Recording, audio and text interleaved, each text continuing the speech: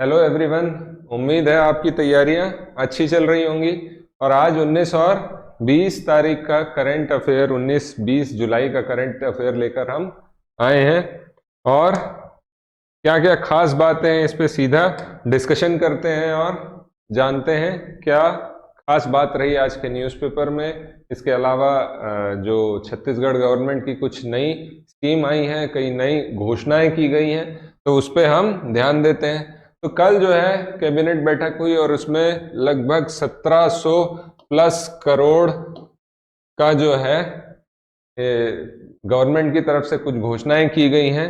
तो इसमें जो है सबसे पहले 5 लाख कर्मचारियों का जो है डीए 4% बढ़ा दिया गया, ये ध्यान रखें, है ना। इसके अलावा जो है 37,000 संविदा कर्मी जो थे या फिर जो कॉन्ट्रेक्चुअल एम्प्लॉयज थे, उनकी भी वेतन में या उनकी सैलरी में जो है 27% की वृद्धि की गई है। जो डेली वेजेस या दैनिक वेतन भोगी थे, उनके वेतन में 4,000 रुपए का इंक्रीज किया गया है। जो 6,000 पटवारी हैं, उनके मासिक संसाधन या कन्वेयंस अलाउंस में भी जो है 500 रुपए की वृद्धि की गई। तो ये कुछ जो है खास घोषणाएं की गई है गवर्नमेंट ऑफ छत्तीसगढ़ की तरफ से कल। तो इसे ध्यान में रखेंगे कि डीए में अभी हाल ही में कुछ परसेंट वृद्धि की गई थी, अभी फिर से 4% वृद्धि की गई है। आगे देखते हैं। पुलिस आरक्षकों को 8,000 रुपए सालाना किट भत्ता के तौर पर दिया जाएगा, ये भी है। और जो पंचायत सचिव हैं, ये पंचायत सचिव को जो है 2500 से 3,000 रुपए मंथली एक्स्ट्रा दिए जाएंगे। तो ये कुछ पॉइंट्स जो हैं घोषणाएं की गई, इन्हें ध्यान रखेंगे। आज के न्यूज़पेपर में फ्रंट हेडलाइन में आपको नजर आ गया होगा। इसके अलावा आदित्य L1, तो ये आदित्य L1 अभी जैसे आपने देखा चंद्रयान, स्पेसिफिकली चांद के लिए एक मिशन भारत सरकार द्वारा जो है भेजा गया, इसरो द्वारा जो है पूरा एक मिशन बनाकर ये भेजा गया। वैसे ही सेम जो है आदित्य L1, आदित्य पर्यायवाची है सूर्य का, तो सूर्य का मिशन भी जो है हमारे यहाँ से भेजा जा रहा है आदित्य L1 करके। तो ये जो सूर्य होता है, इसके पास का जो वायुमंडल रहता है, उसमें आपको जो है सूर्य की लपटें दिखाई देंगी, है ना। अग्नि की लपटें दिखाई देंगी, जिसे कहा जाता है कोरोना। उसका आउटर स्फीयर को बोला जाता है कोरोना।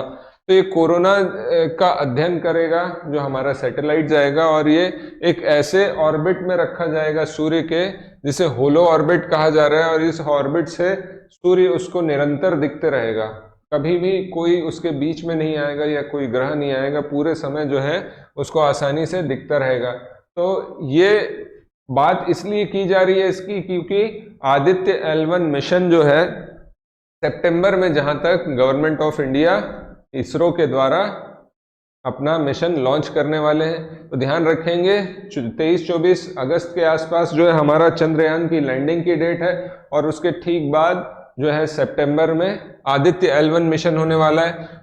तो इसमें जो मेन ये लपटों से जो है कुछ सोलर कोरोनल इजेक्शन होता है, सूर्य की ऊपरी वायुमंडल से निकलने वाली लपटें। तो ये लपटें इतनी ज़्यादा गर्म रहती हैं कि हमारे जो सैटेलाइट नेटवर्क्स हैं, कम्युनिकेशन नेटवर्क्स हैं, उसको भी प्रभावित करती है। तो यही कोरोनल इजेक्शन क्या अध्ययन करना है मेन इसका लक्ष्य, और इसे भेजा जाएगा LMV M3 रॉकेट के द्वारा, जो कि एक हमारा GSLV रॉकेट है। इसके द्वारा भेजा जाएगा, क्रायोजेनिक इंजन की तकनीक पर आधारित होगा। तो ये आदित्य L1 की जानकारी हो गई। आगे हम देखते हैं और क्या है। RPF या रेलवे प्रोटेक्शन फोर्स जो है, उसके महानिदेशक DGP जो है, इनकी नियुक्ति हुई है। DG नए नियुक्त हुए हैं। तो कौन है? IPS मनोज यादव को इनका DG बनाया गया है, डायरेक्टर जनरल या महानिदेशक। ठीक।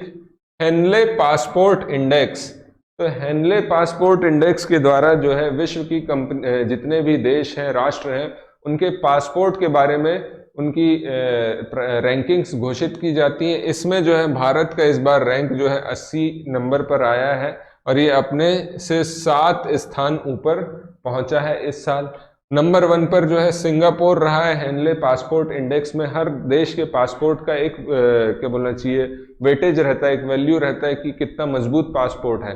तो उसमें 80 नंबर पर भारत है, सिंगापुर फर्स्ट आया है, जापान था पहले इसके, तो जापान जो है अभी 3rd पोजीशन में पहुंच गया है, और वहीं पर 2nd पोजीशन पर कंबाइंडली हैं जर्मनी, इटली और आपका स्पेन। तो ये ध्यान रखेंगे हेनले पासपोर्ट इंडेक्स के बारे में।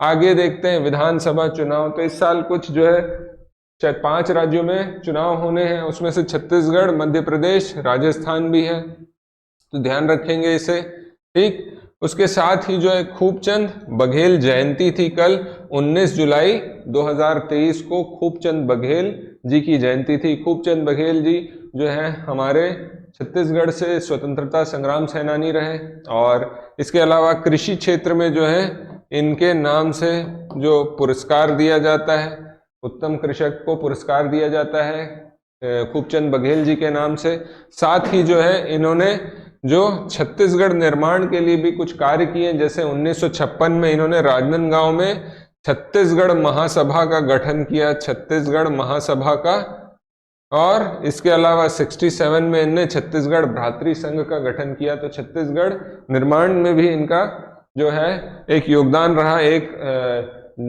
आम सोच डेवलप करने के लिए आम लोगों में। तो ध्यान रखेंगे इसे खूबचंद बघेल जी के बारे में। लोकसभा का मानसून सत्र जो है आज से चालू हो गया है, 20 से 17 अगस्त तक चलेगा ये। इसमें कुल 17 बैठक होंगी, और इस साल जो है 31 बिल लाने वाली है लोकसभा में सरकार, और बहुत ही अहम बिल इस साल जो है अभी मानसून सत्र में आने वाले हैं, तो इसे क्लोजली आप जरूर फॉलो करिए। जैसे कि दिल्ली में जो केंद्र की ज्यादा शक्ति है कि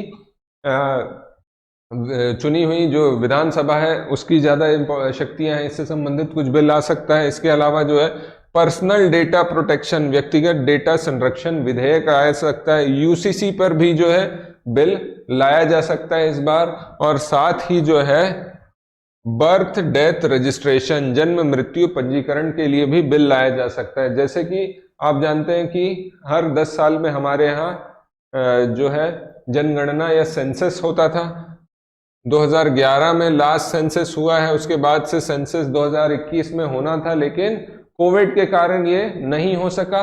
तो गवर्नमेंट कुछ ऐसा बिल ला रही है कि जो कि हम जिससे रियल टाइम में सारी डेटा अपडेट कर सके, है ना, किसका जन्म हो रहा है, किसकी मृत्यु हो रही है, एक ऐसा डेटाबेस बनाया जा सके जिसमें रियल टाइम में सारी जानकारियां अपलोड की जा सके। तो ऐसा कुछ तंत्र सिस्टम बनाने के लिए एक बिल ला सकती है। तो इस समय जो बिल लाने वाले हैं जिनका बहुत ज्यादा हमें प्रभाव देखने को मिल सकता है, तो इसे फॉलो करेंगे क्लोजली मॉनसून सत्र को।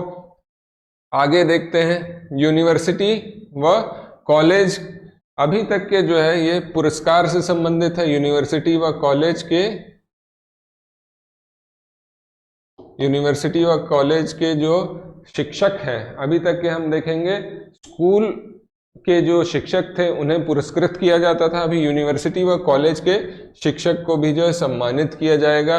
उच्च शिक्षा के क्षेत्र में नवाचार या इनोवेशन में उल्लेखनीय काम करने वाले सभी को जो है राष्ट्रीय शिक्षकों को राष्ट्रीय पुरस्कार से नवाजा जाएगा। तो ध्यान रखेंगे इसको।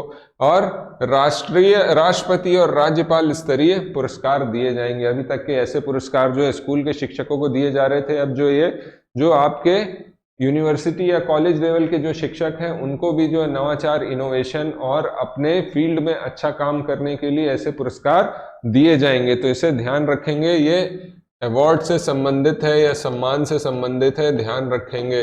करने वाले शिक्षकों को भी जो है पुरस्कृत किया जाएगा, तो ध्यान रखेंगे ये।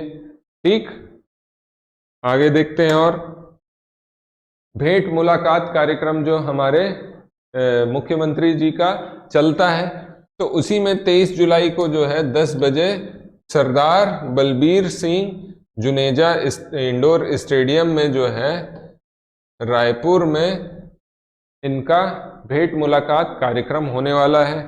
और ये जो है 5 जिलों से बच्चे जो युवा जो आएंगे, महाविद्यालयों के छात्र, है ना, मितान क्लब के सदस्य, प्रतियोगी परीक्षा के तैयारी करने वाले युवा के साथ अन्य युवाओं से जो है ये भेंट मुलाकात का कार्यक्रम करेंगे, उनकी क्या प्रॉब्लम्स है, क्या इश्यूज हैं, उनके मुद्दों को सुनेंगे और उसका हल निकालेंगे।